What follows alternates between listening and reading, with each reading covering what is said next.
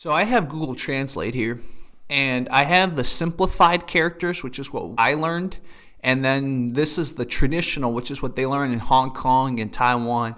So Chinese has gone through many iterations. This is the most recent simplification. Chinese traditionally is even more complicated than this, but I think it's very interesting just to compare the traditional versus the simplified. But this first word, you can see down here, is ai, which means love. So very interesting things about the word ai. Let's look at the simplified first. This radical, it's claw. So 爪字旁, as in claw or grab. Now this one, when I learned it in Chinese, it was 吐宝盖. But I looked online and sometimes it's called 密字旁. But anyways, this means enclose or over. And then this down here is friendship 友. It's a funny amalgamation of three words. You claw or you grab at and you grab at your friend. It makes more sense if you look at the traditional version. So it's got the same radical, the 爪字旁. So you're clawing at, you're enclosing. Now this is an interesting thing that the simplified version took out. This is the word for heart right here, 心. This down here apparently means take it slow, but I've never seen this radical really. I don't even know what it's pronounced as. You're clawing at someone's heart. I think that's a better translation of what love is, right? Than you're clawing at a friend. Although you're friend zoned, clawing at a friend. So I think this is really interesting. This is I. This is what the character of I breaks down to if you break it down into its original components. The next word is really interesting. This is fa. This means law. Sometimes you could say the way of something. This is the radical for water. We call this 三点水.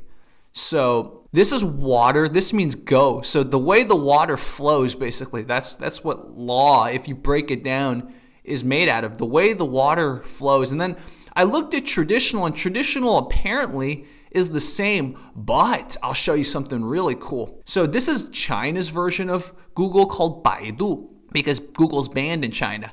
Now, they're actually, in the ancient days, the way that they wrote law was actually, I'll show you here, was this character.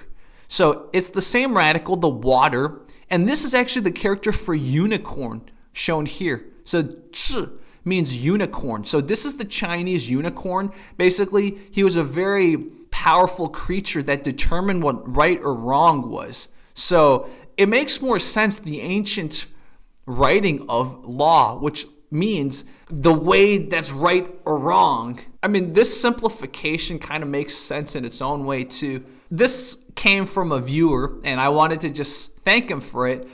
This is the word for want, 要. So I want something, 我要. The word 要 has woman, this girl, woman. You see this down here? This is woman. So the word want has the word woman in it, which is really funny. I don't know what that's saying. Like everyone wants women, or women are always the ones who want something. Of course, it probably doesn't mean anything. It's just, you can overthink it, break it down, but it's really interesting, and I would love to trace why the word woman is in the word want in Chinese.